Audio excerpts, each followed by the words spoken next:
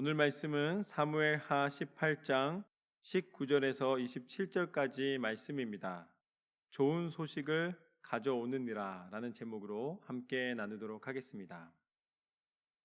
이제 다윗이 이스라엘의 왕이 됐습니다. 이스라엘 전체를 통일하는 왕이 되었습니다. 그리고 이스라엘이 이 가나안 땅을 정복했습니다. 그래서 다윗 왕이 위대한 왕으로서 통치가 시작됐습니다. 다윗에게는 많은 아들들이 있었습니다. 그런데 그 중에서 이 이스라엘 전체를 대표하는 아주 준수하고 또 멋있는 아들이 한 명 있었습니다. 다윗이 어떻게 보면 다른 아들보다 더 사랑했던 아들이에요. 그 아들의 이름이 바로 압살롬입니다. 그러니까 이 압살롬에 대한 사랑이 사실은 특별했습니다. 그런데 이 압살롬은 야망이 있었습니다.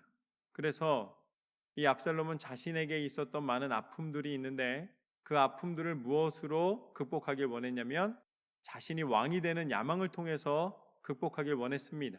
그래서 아버지를 배반하고 이스라엘의 왕이 됩니다. 아버지를 쫓아내고 그 다음에 왕이 됩니다. 그리고 아버지를 죽이려는 시도를 합니다. 그렇지만 하나님께서 다윗을 보호하여 주셨고 압살롬의 계획을 다 무산되게 만드셨습니다. 그 덕분에 압살롬은 결국은 반란 일으켰던 것들을 모두 실패하게 되고 결국은 마지막에 죽임을 당하게 됩니다. 그런데 이 압살롬의 군사들과 다윗의 군사들이 싸움을 벌이기 직전에 다윗이 군 사령관들에게 한 가지 간절히 부탁한 것이 있습니다. 너희가 나가서 압살롬과 싸우지만 그렇지만 그 압살롬을 꼭 살려서 데리고 와달라. 근데 그래서 그때 뭐라고 표현하냐면 젊은 압살롬을 살려서 데리고 와달라고 이야기합니다. 그건 무엇이냐면 비록 반란을 일으키고 우리에게 위협적인 존재이지만 그렇지만 그가 아직 어려서 그렇다라고 이야기하는 거예요. 그러니까 아버지의 마음인 것이죠. 아버지는 비록 그가 적이 됐지만 그래도 그를 살리고 싶은 마음이 더 컸던 것입니다. 여러 가지 사건들을 봐도 부모는 자식을 그렇게 감옥에 가게 하거나 잘못되게 하기를 원하지 않는 거예요. 그때 이제 다윗의 명령을 들었던 장군들이 있습니다. 근데 그 중에 장군들의 대장이 있어요. 가장 사령관. 이 사령관이 누구냐면 바로 요압입니다. 어떻게 보면 이 명령을 가장 충성되게 따라야 되는 사람이 바로 요압이었습니다. 그런데 요압이 바로 압살롬을 죽이게 됩니다. 압살롬을 살려줄 수 있는 기회가 있었어요. 그런데 일부러 찾아가서 압살롬을 죽이는 요압의 태도를 보게 됩니다. 요압이 분명히 다윗으로부터 명령받은 것은 요압이 죽을 상황이 되더라도 살려서 데려오라는 것이었는데 오히려 압살롬이 살 수 있는 상황에서 요압은 그를 죽이게 됩니다. 그러니까 다윗의 명령을 어긴 것이죠. 오늘 본문 말씀은 바로 이러한 배경에서 시작이 됩니다. 19절과 20절 말씀을 보면 이렇게 나와 있습니다. 사독의 아들 아히마아스가 이르되 청하건대 내가 빨리 왕에게 가서 여호와께서 왕의 원수 갚아주신 소식을 전하게 하소서. 요압이 그에게 이르되 너는 오늘 소식을 전하는 자가 되지 말고 다른 날에 전할 것이니라. 왕의 아들이 죽었나니 내가 오늘 소식을 전하지 못하리라 하고. 이제 아히마아스가 이 소식을 다윗에게 빨리 전하고 싶은 거예요. 이제 반란군들이 다 실패하게 되고 당신이 다시 왕권을 회복하게 됐습니다. 당신의 적이 다 죽었습니다. 이 말을 하고 싶은 것입니다. 그래서 내가 가서 다윗에게 전하겠다고 그랬더니 이 요압이 뭐라 그럽니까? 가서 전하지 말라 그럽니다. 아직은 때가 아니다. 왜냐하면 아들이 죽었기 때문에 그 아들 죽은 소식까지 전하는 것은 오늘 적절하지 않다라고 이야기를 하는 것이죠. 결국 요압은 자신이 알고 있는 거예요. 만약에 이 아히마아스가 가서 전하게 되면 자신이 명령을 불순종하고 다윗의 아들을 죽였다는 것이 드러나게 되는 것이죠.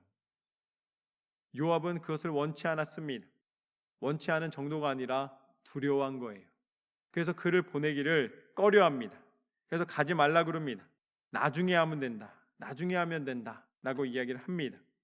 이것이 바로 오늘 말씀의 첫 번째 교훈입니다. 순종은 영적인 소통의 증거다. 순종은 영적인 소통의 증거가 된다. 여러분, 요압이 다윗의 명령을 듣고도 순종하지 않았을 때에, 따르지 않았을 때에 어떤 결과가 있게 됩니까?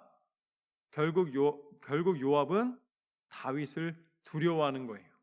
그래서 다윗한테 지금 전쟁에 이겼다는 좋은 소식이 있는데도 그것을 전달할 수가 없는 거예요. 이 전달할 수 있는 길이 끊어진 것입니다. 자기 스스로 끊어놓은 거예요. 무엇을 통해 그렇게 됐습니까? 불순종을 통해 그렇게 된 거예요. 다윗이 명령한 것을 순종했다면 더 빨리 전하고 이 기쁜 소식을 나누기를 원했을 것입니다. 그러나 불순종했기 때문에 그 모든 이 소통이 끊어지게 된 것입니다. 결국 불순종의 결과로 다윗을 두려워하는 마음이 생기게 됩니다. 그리고 점점점 다윗에게 이 소식을 전하기 싫은 거예요. 그러니까 아히마아스 보고 가지 말라고 이야기를 하게 되는 것이죠. 여러분, 순종은 영적 소통의 가장 근본입니다.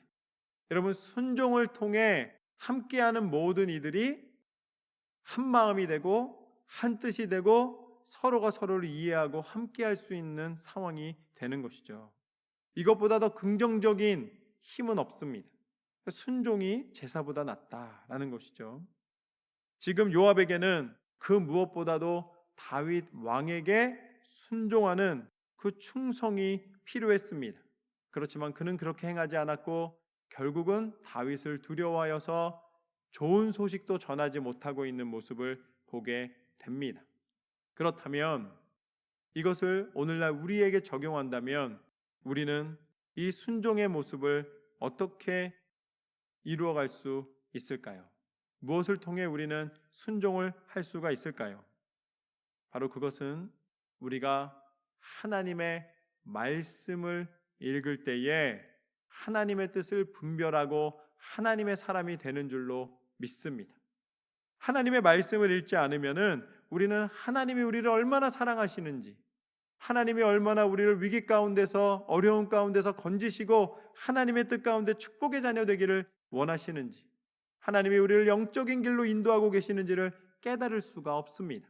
말씀을 읽을 때에 깨닫게 되는 것이죠. 그래서 우리의 비전은 무엇입니까?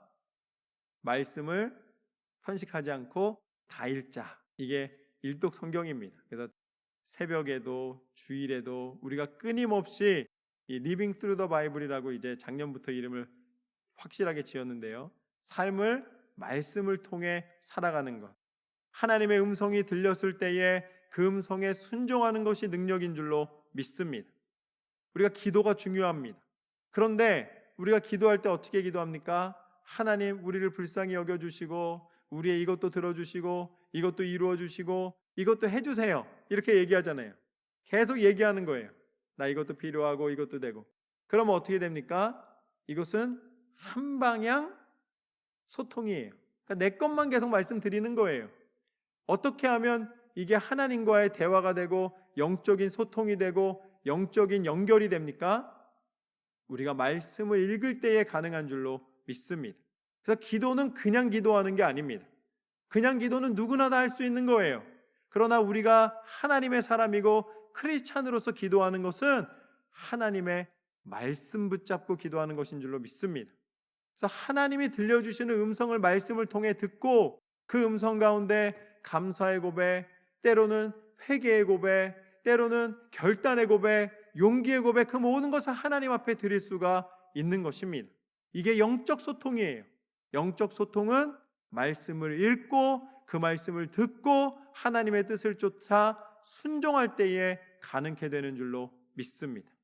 저는 여러분이 하나님의 말씀을 읽고 또한 하나님 앞에 열심으로 기도하여 하나님 앞에 온전히 여러분의 삶을 드리며 행함으로 순종으로 승리하시는 삶을 살아가시기를 주님의 이름으로 축원합니다.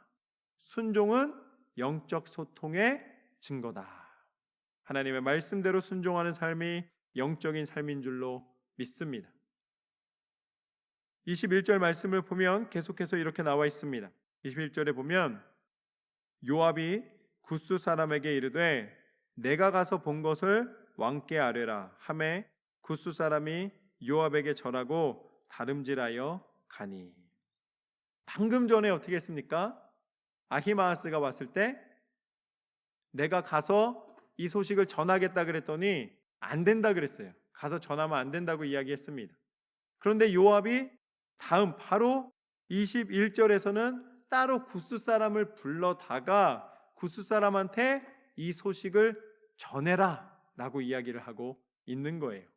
왜 그럴까요? 아히마아스는 자기 뜻대로 조종할 수 있는 사람이 아니었기 때문입니다. 아히마아스를 이제 자기 마음대로 컨트롤할 수가 없는 거예요. 그러니까 아히마아스한테는 안 된다고 일단 얘기해 놓은 다음에 그 다음에 누구를 부릅니까?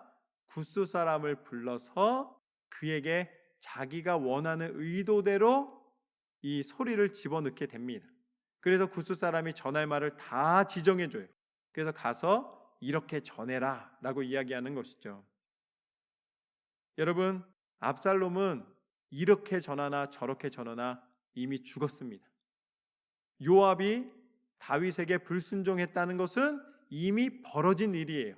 그걸 우리는 사실이라고 부릅니다. 여러분, 여기서 우리가 두 번째 교훈은 무엇이냐면 누구도 사실은 부인할 수가 없다. 요압이 아무리 전하기 싫어도 이건 언젠가는 전해지는 거예요. 그러니까 그것을 막을 길이 없으니까 자기가 의도한 대로 전할 수 있도록 사람을 쓰고 있는 것입니다. 그러나 이 사람을 쓰든 저 사람을 쓰든 결국은 사실은 알려지게 되는 거예요. 숨기고 싶어도 숨길 수가 없다. 그런데 이 사실이라는 것을 저는 변하지 않기 때문에 이미 이루어진 일이기 때문에 제가 진리라고 표현을 하겠습니다. 안 변하는 것. 한 가지. 진리는 누구도 막을 수가 없다. 진실은 누구도 막을 수가 없다. 언젠가는 드러나게 된다는 것이죠. 요압이 여러 가지 시도를 통해서 이것을 부인하고 싶고 말하고 싶지 않고 연기하고 싶고 했지만 그러나 결국 다른 사람을 통해서 전달되면 더 큰 문제가 되기 때문에 결국 자기가 보낼 수밖에 없는 상황에 놓이게 되는 것을 보게 됩니다. 여러분, 우리 가운데서 진리가 있습니다. 하나님이 우리한테 주신 진리가 있어요. 사실이 있어요. 그건 무엇이냐? 로마서 6장 23절 말씀인데요. 죄의 삭은 사망이요 하나님의 은사는 그리스도 예수 우리 주 안에 있는 영생이니라. 우리는 모두가 다 죽는다는 사실입니다. 그리고 그 죽음은 무엇으로 말미암아 왔는가? 죄의 삭이 사망이다. 거꾸로 말하면 죽음은 죄로 말미암아 우리한테 주어졌다는 거예요. 그래서 사람이 죽는다는 것은 우리 모든 사람이 다 죄인이라는 증거가 되는 것입니다. 그래서 우리에게 있는 진리는 무엇이냐? 첫 번째 사실은 우리는 모두 죄인이라는 거예요. 벗어나고 싶고 부인하고 싶지만 우리가 죽음을 피할 수 없는 것처럼 우리가 죄인이라는 사실을 피할 수가 없다라는 것입니다. 그렇다면 하나님은 이 죽음에서 우리를 건지시기를 원하십니다. 우리가 죽음으로 모든 것이 끝나는 것을 원치 않으십니다. 하나님은 우리를 다시 살리시기를 원하세요. 이 죽음의 권세 아래서 이 권세 아래서 다스림 받기를 원하지 않으시고 하나님은 우리를 다시 하나님의 통치 가운데 하나님의 백성 가운데 이끌어내시기를 원하십니다. 그래서 하나님은 이 일을 마침내 이루어 내셨습니다. 그분이 누구신가? 그분이 바로 우리가 오늘 호산나 외쳤던 예수 그리스도이신 줄로 믿습니다. 예수 그리스도께서는 이 땅 가운데 오셨습니다. 우리가 모두 죄인이기 때문에 우리 스스로 그 죄를 사할 수 있는 방법도 없고 권세도 없었습니다. 그래서 하나님이 친히 육신을 입고 오셔서 우리를 대신해서 이 모든 죄를 담당해 주신 줄로 믿습니다. 그것이 바로 예수 그리스도의 십자가의 능력입니다. 육신을 입으신 하나님이 친히 우리를 구원해 주시기 위하여서 우리를 대신하여 그 모든 죄를 담당하여 주신 십자가의 사건이 우리를 구원하여 주신 유일한 구원의 통로로 쓰임을 받게 됩니다. 그리고 다시 부활하시사 우리 가운데 예수 그리스도의 이름을 부르는 모든 사람에게 부활의 은혜를 허락하여 주시고 그 사망 권세를 이기고 다시 하나님 백성 되는 놀라운 능력의 삶을, 영원한 삶을 살게 해주신 줄로 믿습니다. 여러분, 진리는 무엇인가? 진리는 예수님이 우리의 구원자라는 말씀입니다. 예수 그리스도를 통해서 우리를 구원하여 주신 하나님의 은혜가 우리 가운데 변함없는 진리인 줄로 믿습니다. 누구도 부인할 수 없는 진리를 우리 가운데 허락하여 주신 하나님만이 우리의 사랑의 하나님이시요 우리의 구원자이신 줄로 믿습니다. 오늘 말씀 가운데 하나님은 그것을 알기를 원하십니다. 그리고 계속해서 22절에서 25절까지 말씀을 보면 이렇게 나와 있습니다. 사독의 아들 아히마아스가 다시 요압에게 이르되 청하건대 아무쪼록 내가 또한 구스 사람의 뒤를 따라 달려가게 하소서 하니 요압이 이르되 내 아들아 너는 왜 달려가려 하느냐 이 소식으로 말미암아서는 너는 상을 받지 못하리라 하되 그가 한사코 달려가겠노라 하는지라. 요압이 이르되 그리하라 하니 아히마아스가 들길로 다름질하여 구스 사람보다 앞질러 가니라. 때 다윗이 드문 사위에 앉아 있더라. 하숫군이 성문 위층에 올라가서 눈을 들어보니 어떤 사람이 홀로 달려오는지라. 하숫군이 외쳐 왕께 아뢰매 왕이 이르되 그가 만일 혼자면 그 입에 소식이 있으리라 할 때에 그가 점점 가까이 오니라. 이 다윗 왕은 굉장히 경험이 많은 용사입니다. 그렇기 때문에 이 전쟁터에서 어떤 소식이 누구를 통해 전달되는지를 잘 알고 있었습니다. 그래서 다윗 왕이 어떤 한 사람이 소식을 전하기 위해서 달려온다라고 전달을 받았을 때에 파수꾼을 통해 그것을 보고 전달을 받았을 때에 왕이 무엇이라고 이야기합니까? 분명히 혼자 오고 있다면 전쟁의 결과를 나에게 가져오고 있을 것이다. 아히마아스가 안 된다고 했지만 이제 끝까지 부탁합니다. 내가 가겠다고. 아니 나는 안 되고 구스 사람은 되는 건 무슨 이유냐고 아마 이야기했겠죠. 나도 가겠다고. 그런데 또 재미있는 것은 아히마아스가 달리기를 잘하는 사람인가 봐요. 그러니까 평지로 길도 잘 알고. 그러니까 분명히 구스 사람이 먼저 갔는데 어떻게 됩니까? 아히마아스가 그것을 따라잡습니다. 그리고 뒤에 보면 어떤 이 파수꾼이 봤을 때에 달려오는 모습이 아히마아스 같습니다 라고 이야기하는 장면을 보고서는 우리가 추정하건대 아히마아스는 유명한 다름질하는 사람이었던 것 같아요. 아히마아스가 달리면 최고 빠르다 아마 이런 평가가 이미 있었던 것 같습니다. 그래서 아히마아스가 구스 사람을 앞질러서 먼저 도착합니다. 나중에 출발했지만 먼저 도착해요. 그리고 다윗 왕은 한 사람이 오게 되면 그것은 전쟁의 결과다라고 이야기를 했습니다. 그리고 나서 26절과 27절을 보면 이렇게 나와 있습니다. 파수꾼이 본즉 한 사람이 또 달려오는지라. 파수꾼이 문지기에게 외쳐 이르되 보라 한 사람이 또 달려온다 하니 왕이 이르되 그도 소식을 가져오느니라. 파수꾼이 이르되 내가 보기에는 앞선 사람의 다름질이 사독의 아들 아히마아스의 다름질과 같으니이다 하니 왕이 이르되 그는 좋은 사람이니 좋은 소식을 가져오느니라 하니라. 다윗이 알게 됩니다. 첫 번째로 달려오는 사람이 누구냐면 아히마아스, 사독의 아들이었던 아히마아스라는 사실을 알게 됩니다. 그러니까 다윗이 뭐라 그럽니까? 다윗이 그는 좋은 사람이니 좋은 소식을 가져오느니라. 다윗은 이 아히마아스를 아마 아주 잘은 아니지만 그래도 알고 있었던 것 같아요. 그러니까 이렇게 이야기하는 것이죠. 오늘 말씀에서 마지막 교훈은 무엇인가?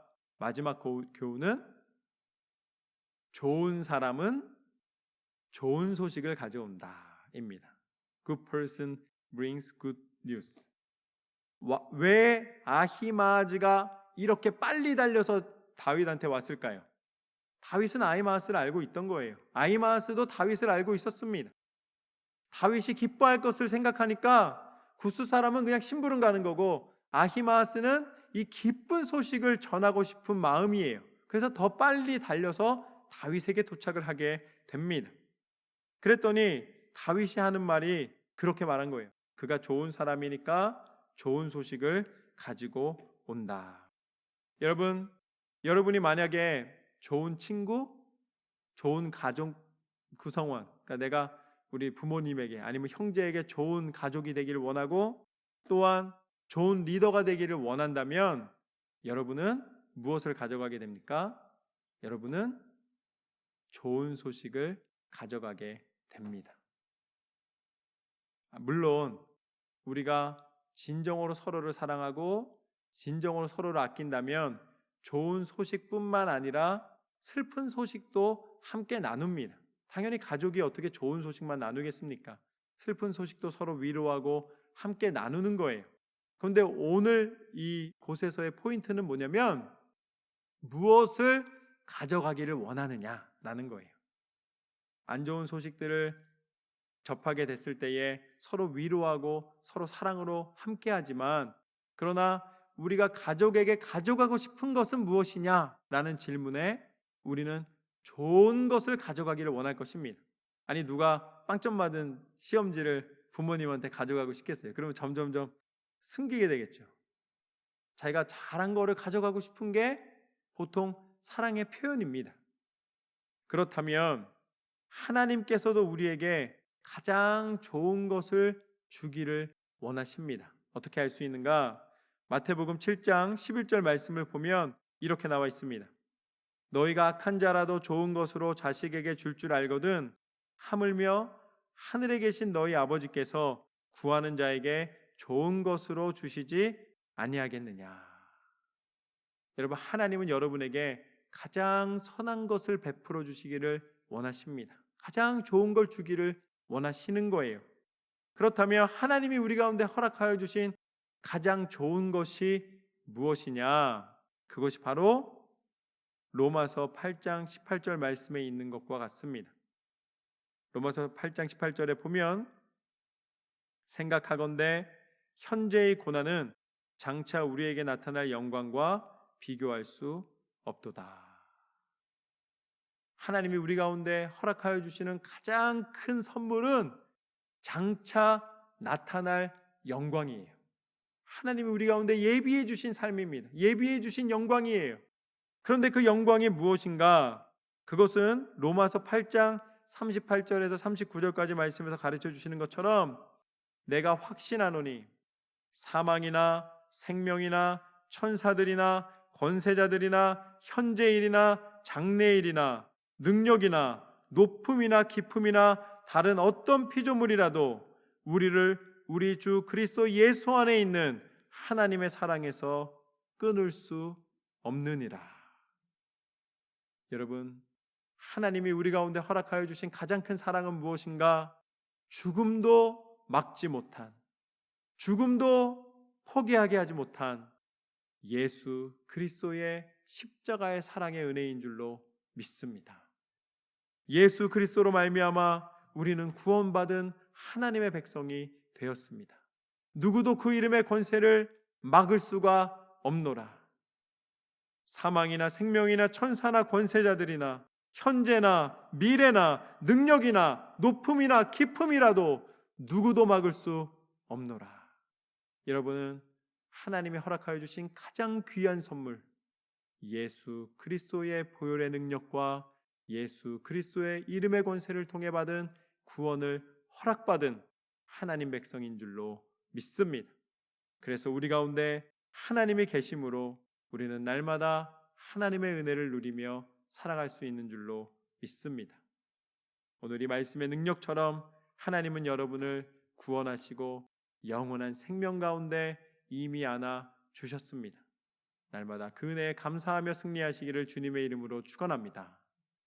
오늘 말씀을 통해 우리는 세 가지를 나눴습니다. 첫 번째는 순종은 영적인 소통의 증거다. 여러분, 하나님의 말씀을 매일마다 계속 꾸준히 읽으시고 그 말씀 가운데 하나님의 음성을 듣고 승리하시기를 주님의 이름으로 축원합니다. 두 번째, 누구도 진리는 부인할 수 없다. 예수님이 우리 구원자 되신 그 진리를 붙잡고 날마다 감사함으로 승리하는 삶이 되시기를 주님의 이름으로 축원합니다. 마지막으로 좋은 사람은 좋은 소식을 전한다. 예수 그리스도의 이름의 권세를 통해 구원의 기쁨을 온 땅 가운데 증거하시는 저와 여러분의 삶이 되시기를 주님의 이름으로 축원합니다.